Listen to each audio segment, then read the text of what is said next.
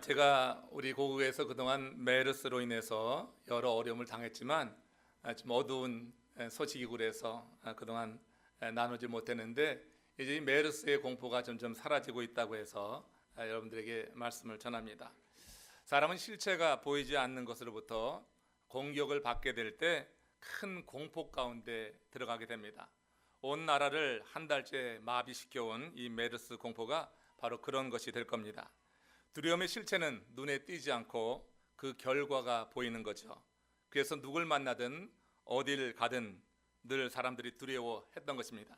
다행히 이제 메르스 발발 한 달을 넘기면서 확산되는 그 환자는 줄어들고 퇴원자가 늘고 있다고 하니 정말 다행입니다.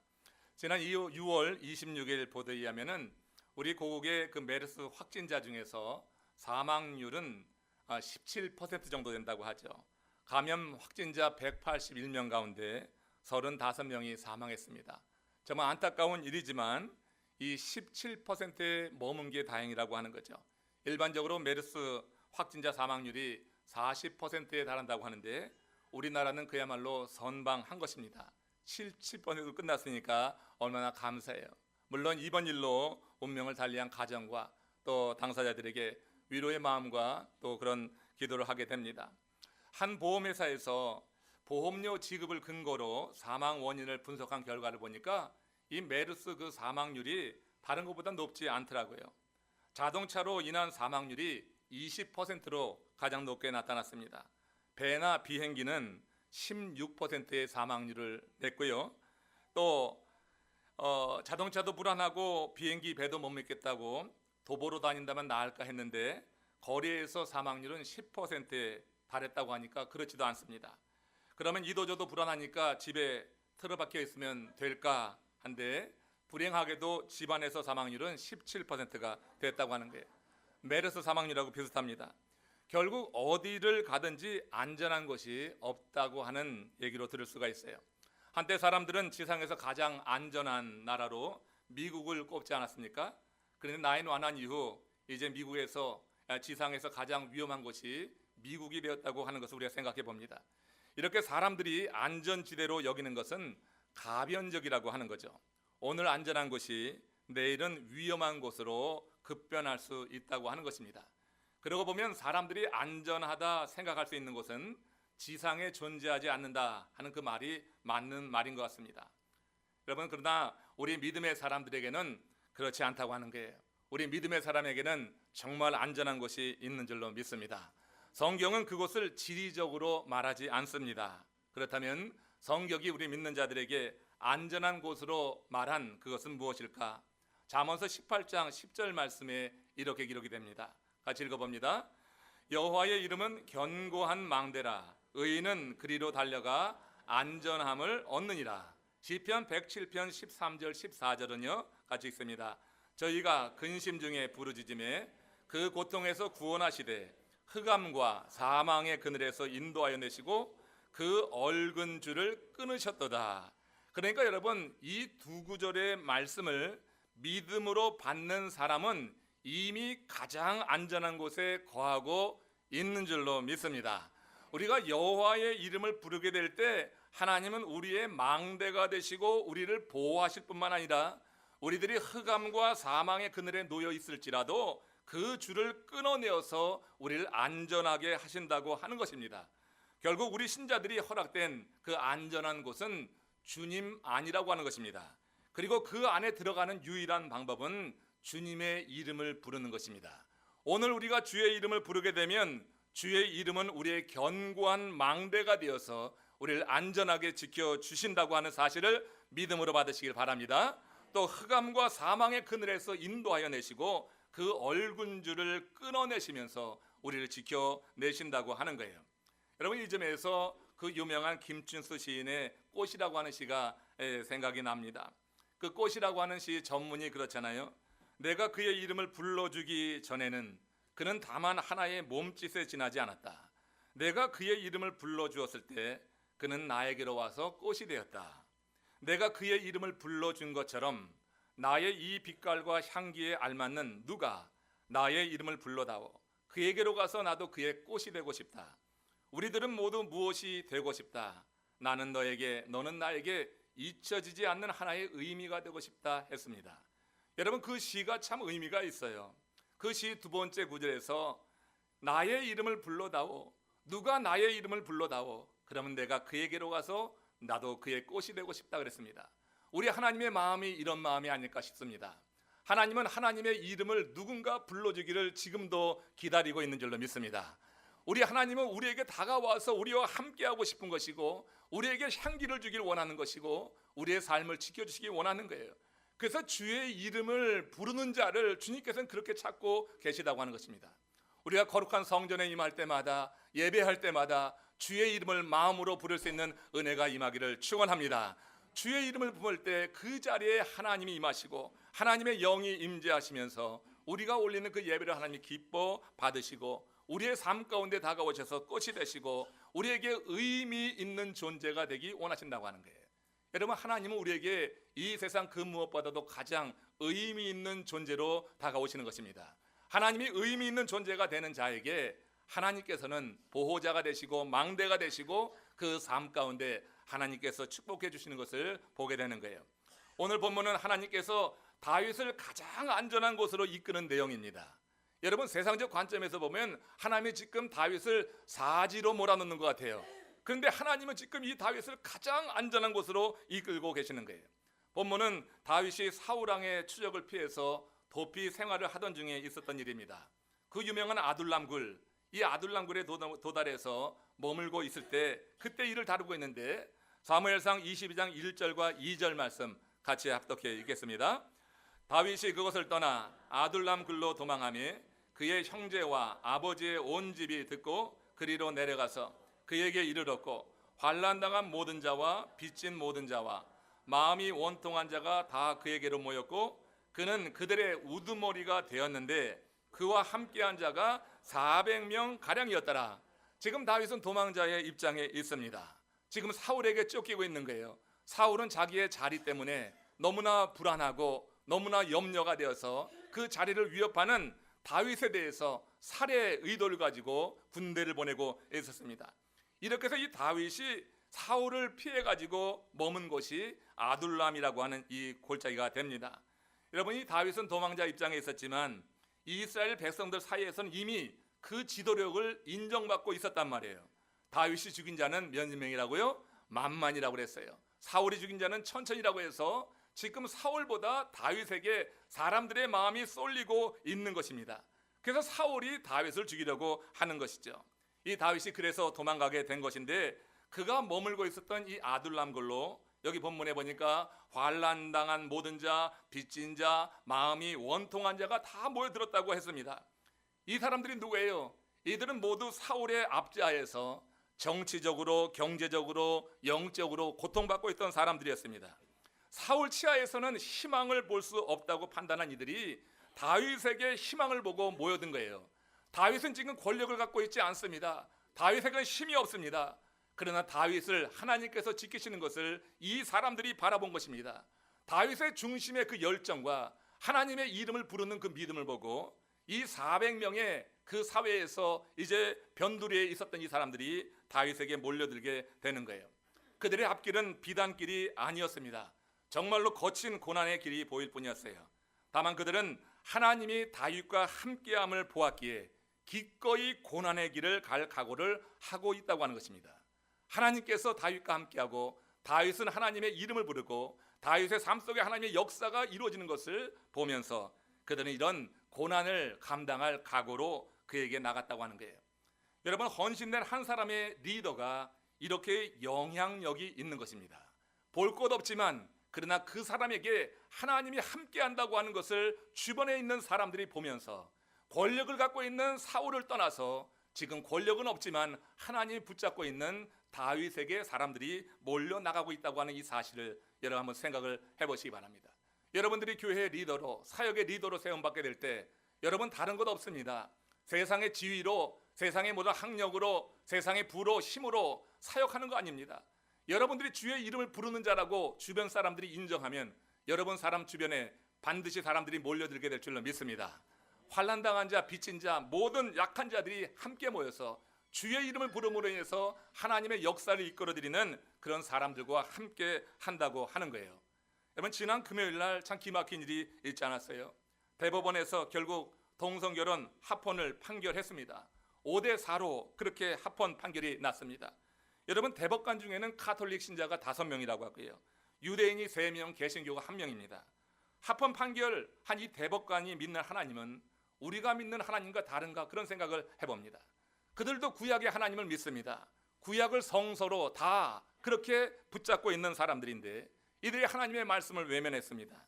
그리고 여러분, 합헌 판결을 해서 이제 동성 결혼이 전 주에서 모두 이제 이루어지게 되었어요.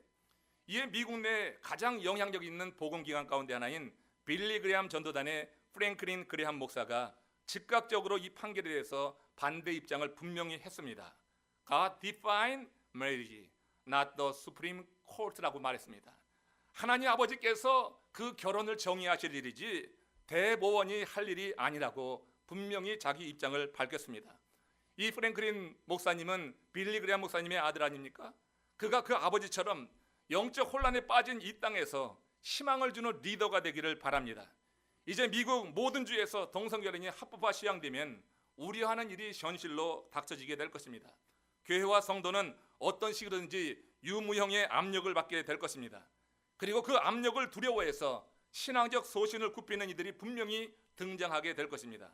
그러므로 이 사안에 대해서 성서의 가르침에 따라서 입장을 정리해 둘 필요가 있다고 하는 거예요. 하나님의 말씀에 굳건히 서서 그 성서의 가르침을 따른다고 하면 어떤 압력에도 맞설 각오를 해야 된다고 저는 믿습니다. 저에게 선택을 요구한다고 하면 물론 여러분, 저도 한쪽을 택해 나갈 것입니다. 이것은 옳지 않은 일입니다. 하나님의 말씀에 근거해서 우리 동성 결혼에 대해서 분명한 입장 정리를 해야지 되겠다, 다시 한번 말씀을 드립니다. 동성애자들이 교회에 오는 것을 우리 환영할 수 있습니다. 죄인으로서 고백하면서 우리와 같은 죄인의 일원으로 이 교회에 오는 것을 저는 환영하고 여러분도 같이 맞이해 주라고 다시 한번 권합니다. 그러나 여러분, 교회에서 동성 결혼을 허용할 수는 없는 것입니다. 성직자가 동성 결혼자가 세워질 수는 없는 것입니다. 하나님의 말씀이 그렇게 왜곡돼서는 안 되는 것입니다. 어떤 압력이 와도 어떤 도전이 와도 우리는 이 말씀의 진리에 서서 우리의 분명한 입장을 정리하고 나가야 될 것이라고 확신합니다. 여러분, 하나님의 말씀을 따르고 그 가르침에 따라 나갔던 다윗은 그에게 정말 어떤 어려움이 있어도 그 말씀에서 벗어나지 않으려고 했어요. 사울이 그를 그렇게 죽이려고 했지만 여러 번 사울을 대적해서 오히려 사울을 죽일 기회가 있었지만 다윗은 어땠겠습니까? 하나님이 기름 부어 세운 주의 종이라고 해서 자기가 함부로 하지 않았습니다. 하나님께 맡겼습니다. 그렇게 하나님의 뜻을 따라서 살았던 이 다윗이 주의 이름을 부를 때마다 하나님께서는 그와 함께하여 주셨고 그의 망대가 되어주셨고 그의 요새가 되어주셨고, 그래서 그가 어딜 가든지 다윗은 하나님의 뜻 가운데 하나님과 함께하는 가장 안전한 곳에 거한 줄로 믿습니다. 주의 이름을 부를 때 하나님은 그곳에 함께하시는 거예요. 하나님과 함께하는 자가 가장 안전한 곳에 거하는 것이라고 하는 것이죠. 서정주 시인이 그런 시를 썼지 않았습니까? 나를 키운 것은 파라리 바람이었다고 하는 것입니다. 그가 말한 그 바람은 외로움과 기다림과 허무였습니다. 인생이 겪는 외로움, 기다림, 허무를 그는 바람으로 봤고, 그러나 그 바람 앞에 지지 않고 바람을 타고, 그래서 나를 키운 것이 파라리 바람이었다고 했어요. 신자들도 살면서 수시로 바람과 맞서게 됩니다. 지금 이 동성애 문제는 큰 바람 가운데 바람입니다. 정말 역풍 가운데 역풍입니다. 이런 바람을 맞습니다. 신자를 키우는 것의 파랄도 저는 바람이라고 분명히 믿습니다. 우리의 삶이 평안할 때 우리는 성장하지 못하고 오히려 퇴보하고 타락하기 쉽습니다. 바람이 불 때 우리는 그 바람과 맞서서 우리의 신앙을 더욱더 세워나가고 견고하게 하는 것을 볼 수가 있어요. 우리는 믿음으로 사는 과정에서 고난과 시험과 연단이라는 바람과 맞서야 할 때가 있는 것입니다. 그때 이 신자가 다윗처럼 하나님을 생각하고 하나님의 뜻을 물어야지 되는 것입니다. 다윗은 하나님의 뜻을 물었기 때문에 아무리 자기가 육신적으로 하고 싶은 일이 있어도 그걸 하지 않았고 주의 뜻에 따라서 행해 나갔던 하는 것이요. 주의 이름을 부를 때 함께 하신 주님이 그의 삶을 그렇게 지도해 나갔다고 하는 거예요. 우리가 여러 가지 바람이 불어올 때 이 다윗처럼 하나님의 뜻을 묻고 하나님을 생각하고 할 때 하나님은 우리에게 성령의 역사 속에서 우리가 구름을 타고 그 바람을 타고 날아가는 법을 일러 주실 줄로 믿습니다.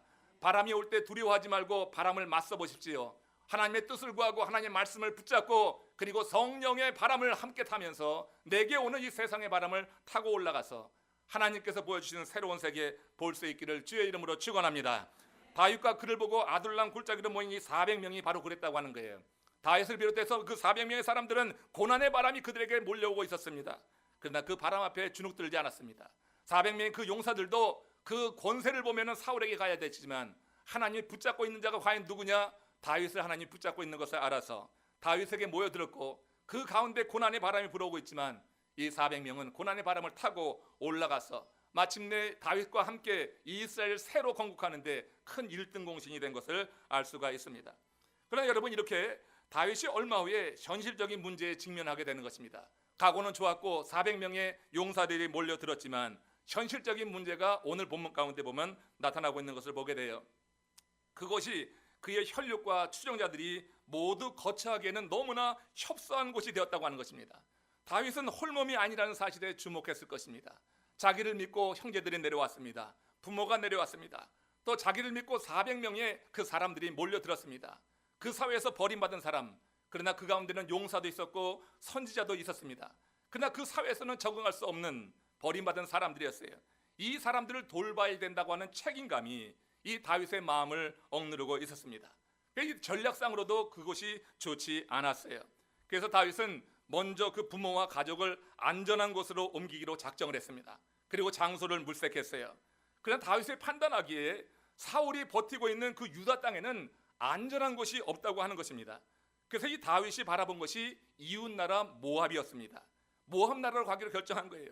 모압은 다윗의 증조모되는 모압 여인 룻의 고향이란 말이에요. 오갈 데 없는 암담한 상황 속에서 다윗은 이런 인연을 가진 모압으로 피신해서 좀 편히 있고자 하는 생각이 들었을 수 있습니다. 다윗은 마침내 자신의 생각을 현실로 옮겼어요. 모압의 미스바로 와서 모압 왕에게 사정을 설명한 후에 이렇게 요청을 합니다. 사무엘상 22장 3절 말씀 같이 읽습니다. 하나님이 나를 위하여 어떻게 하실지를 내가 알기까지 나의 부모가 나와서 당신들과 함께 있게 하기를 청하나이다. 여러분, 모압 왕은 그 다윗의 청을 흔쾌히 받아들입니다. 다윗이 요새의 용사들과 머무는 동안에 바로 이 요구를 받아들여서 그 부모를 모압 왕 곁에 두고 안전하게 지켜주는 거예요. 다윗이 머물던 그 요새 모압 지경 안에 있었는데 은신처였습니다. 그 사울의 손이 미치지 못하는 곳이에요. 그러나 여러분, 다윗의 이 선택을 하나님이 좋게 여기질 않았다고 하는 거예요. 늘 쫓겨다니던 다윗의 입장에서는 그 은신처에서 그 요새에서 좀 릴렉스하기를 원했을 거예요. 긴장을 풀고 안식을 취할 수 있겠다 생각했을 건데, 근데 하나님이 보실 때 그게 옳은 선택이 아니었던 거예요. 하나님은 선지자 갓을 다윗에게 보냈습니다. 그리고 사무엘상 22장 5절에서 이렇게 말씀하십니다. 같이 읽어봅니다. 너는 이 요새에 있지 말고 떠나 유다 땅으로 들어가라. 하나님 참 얼마나 애꿎어요. 이 요새에 있지 말라고 하는 것입니다. 다윗의 마음에는 요새에 좀 머물고 싶은데 계속해서 사울에게 쫓겨다니는 상황 속에서 정신적으로든 육체적으로든 좀 쉬고 싶은데 하나님은 이 모압 땅 요새에 가고 있는 다윗이 그곳에 있는 것을 원치 않으셨어요. 일어나라, 떠나 유다 땅으로 들어가라고 하는 거예요. 이미 이 다윗이 그 모압 왕에게 가서 요청할 때 하나님의 뜻을 알기 전까지만 머문다고 했기 때문에 하나님께서 갓을 보내셔서 내 뜻이 네가 이 요새에 머무는 것이 아니라 유다 땅으로 들어가는 것이라고 했을 때 다윗은 두말하지 않았습니다. 두말하지 않고 그 명령에 따라갔다고 하는 거예요. 다윗은 유다 땅에 현실적으로 그 추종자들과 함께 머물기 힘들고 위험하다고 생각했습니다. 실제적으로 유다는 사울의 감시가 있고 추격이 있기 때문에 언제 변을 당할지 모르는 것입니다. 반면 이 모압은 타국이기 때문에 사울이 군대를 보낼 수가 없는 거예요. 그러니까 안전하게 거할 곳이 바로 이 모압이었습니다.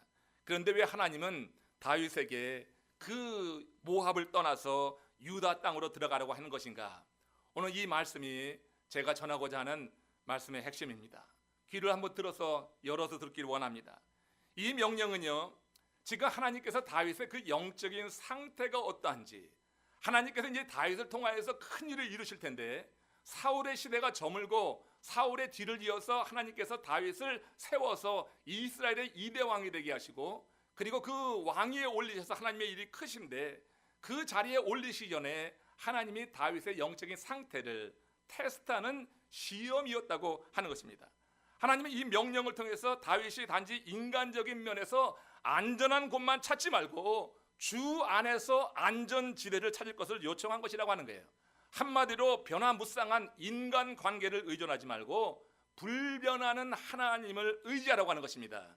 변화무쌍한 인간관계, 지금은 모압의 요새가 굉장히 안전하고 그들을 지켜주는 망대 같을지 모르지만 그게 아니라고 하는 거예요. 하나님의 이름을 부르며 하나님과 함께하는 그런 영원 분별하는 하나님 안에 머물라고 하나님이 명령하신 줄로 믿습니다. 여러분, 세상 사람들을 살면서 근심스러운 일을 만날 때 어떻게 하냐면 대개 사람들을 만나서 사람의 위로를 먼저 받고자 합니다. 사람이 그 마음을 만져주기를 바랍니다. 그러나 세상에 어떤 사람도 상한 마음을 온전히 만져주지 못하는 거예요. 사람 통해서 내 마음 만져주고 회복되기를 기대하지 마십시오. 내 마음처럼 그렇게 해줄 사람이 없습니다. 혹여라도 마음에 상함이 있는 분들이었다면 하나님의 만져주심을 구하시기를 축원합니다. 하나님이 아니고서는 사람이 할 수 없는 그런 일이 있습니다. 사람의 위로는 제한적입니다. 조건적일 수밖에 없습니다. 그러므로 여러분, 우리가 구할 것은 하나님의 위로와 하나님의 만져주심이에요. 다니엘서 10장 18절 19절 말씀해 보면 다니엘이 하나님의 만져주심 이렇게 경험합니다. 함께 읽어봅니다. 사람의 모양 같은 것 하나가 나를 만지며 나로 강건케 하여 가로되 은총을 크게 받은 사람이여 두려워하지 말라, 평안하라, 강건하라. 지금 다니엘은 바벨론 포로기에 있습니다. 바벨론 포로기에서 그 족속들과 그 민족들과 함께 모진 학대 멸시를 당하는 그 현장에 있는 것입니다. 그 현장에 있는 이스라엘 백성들 동족들에게 하나님께서 이제 이 이스라엘을 회복시켜 주실 것이라고 하는 그런 말씀을 대언하라고 하나님이 다니엘을 택하시기 전에, 하나님이 그를 들어서 쓰시기 전에 이루신 일이 오늘 이 본문의 말씀이에요. 하나님께서 그 모진 학대 가운데 있고 어려움 가운데 있는 이스라엘 백성들에게 보내기 전에 하나님은 먼저 다니엘의 마음을 만져주신 거예요. 사람의 모양 같은 것 하나가 뭐예요? 천사겠죠. 하나님 자신일 수도 있습니다. 사람의 모양 같은 것 하나가 나를 만지며 나를 강건케 하여 가로되 은총을 크게 받은 사람이여 두려워하지 말라, 평안하라, 강건하라. 위의 말씀, 이 말씀 다니엘에게 하나님께서 이스라엘의 회복에 대해서 예언케 하시려고 그의 마음을 만지는 장면이에요. 여러분, 하나님이 우리를 만져주시는 것, 우리가 기도 중에 그리고 언제는 말씀을 듣는 중이에요. 이 말씀이 막 살아 역사하는 것입니다. 말씀이 꿈틀댑니다. 말씀이 레마의 말씀으로 내게 임하는 것입니다. 그때 하나님이 내 마음을 만져주시는 것입니다. 여러분, 우리가 은혜 받았다고 하는 것이 궁극적으로 뭐냐면 하나님이 내 마음을 만져줄 때예요. 어떤 감동적인 스토리를 들어서가 아니라 살아있는 하나님의 말씀이 그대로 이 말씀이 내게 들려지고 내 말씀에 부닥치고 내 말씀에 도전을 주고 그럴 때 하나님의 만져주심이 경험되는 것입니다. 여러분, 다니엘을 지금 하나님이 이렇게 만져주셨어요. 그도 두렵습니다. 이스라엘 백성을 고난받는 현장으로 나가서 그 백성들에게 희망의 메시지를 전한다고 하는 것, 현실적으로는 너무나 불가능한 것 같아요. 그때까지만 해도 도무지 가능하지 않은 일입니다. 그러나 하나님은 다니엘을 불러 세웠습니다. 그리고 그를 만져주셨습니다. 하나님께서 다니엘을 회복시켜 주시니까 다니엘의 용기가 생기는 것이에요. 그래서 자기에게 맡겨진 사명을 이루게 되었다고 하는 것입니다. 사랑하는 성도 여러분들, 작은 사역부터 큰 사역까지 우리는 나누지만 그 모든 것이 주님의 사역인 줄로 믿습니다. 어떤 사역을 하든지 하나님의 만져주심을 구하시기를 주의 이름으로 축원합니다. 말씀으로 만져주는 거예요. 성령이 내 가운데 임할 때 성령의 역사 속에서 내 마음이 만져지는 거예요. 그리고 치유함 받는 거예요. 그게 새로워지는 거예요. 이럴 때 하나님의 일이 우리를 통하여서 이루어져 나가게 된다고 하는 건데, 지금 여러분 다니엘처럼 우리가 바로 내 마음이 상하고 내 마음이 고민이 되고 내 마음이 어지럽고 할 때 다른 것 구하지 마세요. 진실로 부탁을 드립니다. 하나님의 말씀과 성령의 역사 속에서 우리가 새로워지게 될 때 하나님은 우리를 고쳐 쓰시고 고쳐 쓰시는 자를 통해서 더 큰 영광을 받으실 수 있는 것입니다. 한번 실패해본 경험이 있기 때문에, 한번 넘어져본 경험이 있기 때문에 겸손하고 하나님의 말씀이 우리 가운데 역사에서 정말로 하나님께서 쓰시는 인물이 될 수 있습니다. 그러므로 마음 상한 자들 혹시 있다고 하면 오늘 이 시간 다시 한번 하나님의 만져주심을 구할 수 있기를 축원합니다. 오늘 성령이 여러분들 만져주시고 새롭게 하시고 일어나서 빛을 발하려 할 때 지금 이 다니엘처럼 또 여기 본문의 다윗처럼 우리가 그렇게 일을 감당했으면 좋겠어요. 다윗은 주의 이름을 불렀고 이런 어려운 상황 속에서 정말 모진 바람이 그에게 다가오고 있습니다. 엄청난 바람이 몰려옵니다. 그러나 다윗을 키운 것도 8알 이상의 바람이었습니다. 그러나 이 바람 앞에 돌아서지 않았습니다. 바람을 맞서고 주의 이름을 부르고 그때 임재하시는 주님의 능력을 가지고 결국 이 큰 난국을 헤쳐나가고 하나님의 큰 일을 이루었다고 하는 거예요. 하나님께서 모압에서 안전을 찾으려던 다윗에게 선지자 갓을 보내셔서 유다로 나가라고 하신 그 명령, 바로 여기에 있는 것입니다. 다윗은 갓 선지자를 통해 전달된 하나님의 명령에 담긴 뜻을 대번에 알아차렸어요. 그래서 두말 없이 모압을 떠나서 유다 땅으로 들어가게 된 것이에요. 그 당시 다윗의 심정을 여러분이라고 하면 어떻게 느끼겠어요? 과연 누구를 의지하겠어요?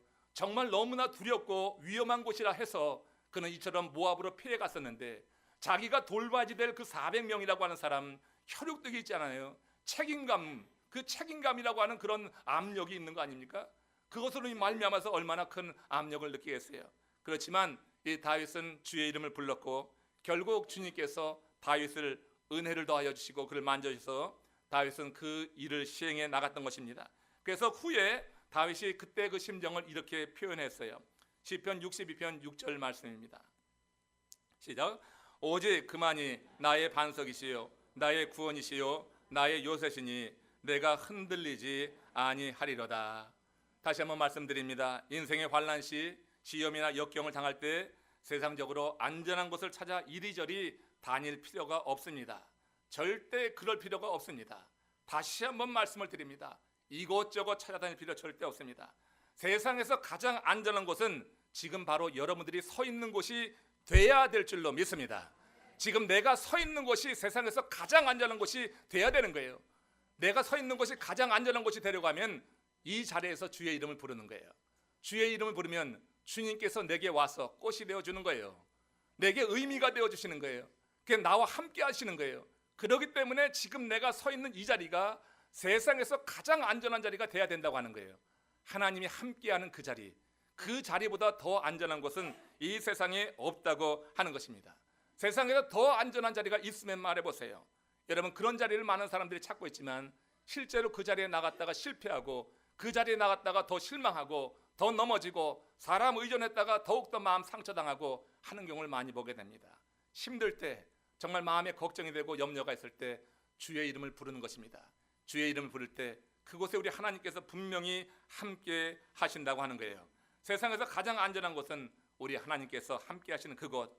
하나님과 함께 하지 않으면 모압 땅도 안전한 곳이 되지 못해요. 요새가 있는 그 땅 안전할 것이라고 생각했는데 하나님이 함께 하시면 모압 땅 안전한 곳 안 돼요. 요새에 거하면서 하나님의 이름 부르지 않으면 그곳이 위험한 곳이 될 수 있는 것이에요. 위험하다고 생각했던 유다 땅에 들어가서도 하나님의 이름을 부르면 그곳이 안전한 곳이 되는 거예요. 하나님께서 함께 하시기 때문에 하나님과 함께하면 우리 인생의 어떤 사울이라도 문제될 것이 없습니다. 그럼 우리 인생길에서 갑자기 등장하는 사울을 보고 두려워할 필요가 없어요. 사람으로 인해서 두려워할 것이 아닙니다. 그 순간 우리 자신을 살펴서 내가 지금 하나님과 함께하고 있지 않다고 하면 그것을 두려워하시길 바랍니다. 지금 내 삶에 하나님이 함께하지 않다고 하는 이 사실이 두려움으로 경험돼야지, 사람과 함께 있는 것이 이게 내를 배짱을 갖게 하고 나를 용기를 갖게 하는 것이 아니라 하나님이 나와 함께하는 것이 내게 힘이 되는 것, 하나님이 함께하지 않는다고 하는 그 사실이 두려움으로 고백되는 그 사람, 그런 사람들이 주의 이름을 부르며 하나님의 뜻을 이루어낼 수 있다고 하는 거예요. 이 사실을 깨달은 다윗이 시편 46편에서 이렇게 고백을 했습니다. 46편 2절에서 5절입니다. 같이 읽습니다. 땅이 변하든지 산이 흔들려 바다 가운데 빠지든지 바닷물이 흉용하고 뛰놀든지 그것이 넘침으로 산이 요동할지라도 우리는 두려워 아니하리로다. 하나님이 그 성중에 거하심에 성이 요동치 아니할 것이라. 새벽에 하나님이 도우시리라. 새벽에 칠흑 같은 새벽에 하나님이 도우시는 것입니다. 하나님이 그 성중에 거하시는 것은 주의 이름을 부를 때입니다. 우리는 여러분 바울 서신에 의하면 우리 속에 성전이 있습니다. 하나님의 성전이 우리 가운데 있습니다. 우리가 주의 이름을 부를 때 그 성전의 주인은 우리 하나님이 되시는 줄로 믿습니다. 하나님이 그 성중에 계심에, 하나님이 이 성전에 계심에, 우리가 예수를 믿는다고 하면서도 내 마음의 성전에 하나님이 없이 내 마음의 성전에 내가 주인이 되고 내가 마음대로 하고 하나님 이런 삶을 살아서는 하나님의 능력을 얻을 수가 없어요. 새벽에 하나님이 도끼 뭘 뒀습니까? 정말 새벽이 칠흑 같은 어둠이 되어서 두려움을 갖게 하는 거예요. 그 성중에 하나님이 계셔야 됩니다. 내 마음의 성전에 하나님이 계셔야 됩니다. 주의 이름을 부를 때 하나님은 내 속에 계셔서 땅이 변하든지 산이 흔들려 바다 가운데 빠지든지 바닷물이 흉용하고 뛰놀든지 그것으로 넘침으로 산이 요동할지라도 나는 두려워하지 아니하리로다. 여러분, 신자를 신자되게 하는 것은 8알 이상이 바람입니다. 내 인생에 바람이 들 때 그 바람으로 인해서 두려워하고 힘들어하지 말고 이 바람으로 인해서 내가 성장한다 이렇게 본다고 하면 여러분 그 바람 앞에서 주의 이름을 부르게 될 것입니다. 석탄과 다이아몬드 그 구성 요소가 동일한 탄소입니다. 그러나 그 가치는 비교할 바가 못 됩니다. 무엇이 이 둘의 가치를 그렇게 나누어 놓는 것이죠? 이 두 물질이 형성되는 과정에서 견뎌낸 압력 그 차이입니다. 두 물질이 형성되는 과정에서 얼마만한 압력을 받았느냐에 따라서 하나는 시커멓게 그저 부스러지는 이 석탄 덩어리가 되고 다른 하나는 엄청나게 빛나고 가치 있는 그런 다이아몬드가 된다고 하는 것입니다. 여러분, 탄소 덩어리의 압력을 작게 받으면 그게 석탄이 되는 거예요. 많이 받으면 다이아몬드가 되는 거라고 했어요.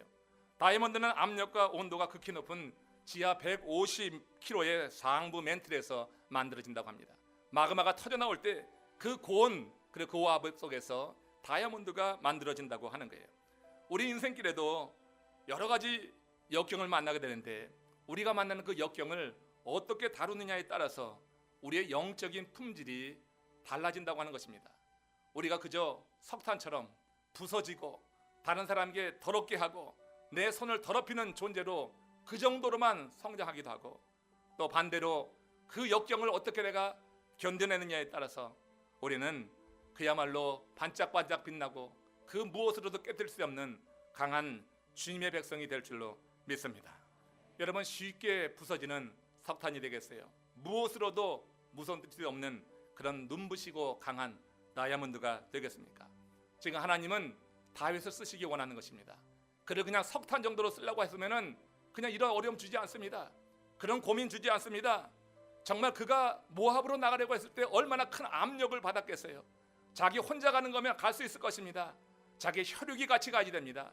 자기를 따르는 자가 같이 가야 됩니다. 모압으로 가는 것은 다윗에게 정말 중차대한 선택의 기로에 있어서 결정을 요구하는 그와 같은 명령이었습니다. 그러나 하나님은 다윗을 통해서 일하시기를 원하셨어요. 이스라엘 백성을 하나님이 원하시는 정말 그 나라로 만들기 원하셨어요. 그래서 다윗에게 이 선택의 기로에 서게 하셨습니다. 엄청난 압력을 받게 하셨습니다. 사람들로 말미암아 엄청난 압력을 받게 했고 다윗은 그 선택의 기로에서 그 압력 가운데 주의 이름을 불렀기에 그 압력을 넘어서 하나님이 들어서서 하나님께서 반짝 빛나는 다이아몬드처럼 주님의 일을 위해서 크게 쓰신 줄로 믿습니다. 우린 누구도 다 석탄이 되고 싶지는 않을 것입니다. 빛나는 다이아몬드가 되길 원할 것입니다.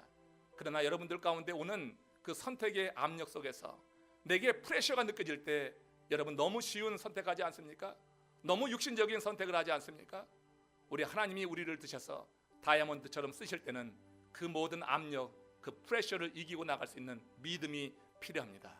가장 어려운 순간에 사람의 이름이 아닌 주님의 이름을 불러서 주님이 우리의 망대가 되시고 우리의 삶을 지키시고 이끌어 나가시는 이런 삶이 되었으면 좋겠어요.